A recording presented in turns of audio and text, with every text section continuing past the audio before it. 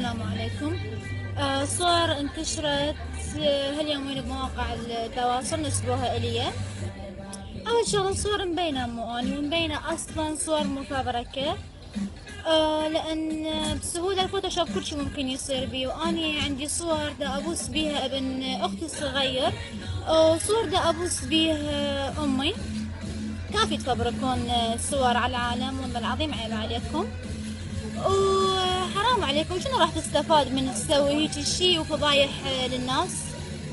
واذا انتم تخافون الله وتدعون الاسلام والدين، فالاسلام اعتقد انه يرفض فضيحة العالم ويحب الستر. اوكي. وكما تدين تدان، والله موجود راح ياخذ حقي منكم.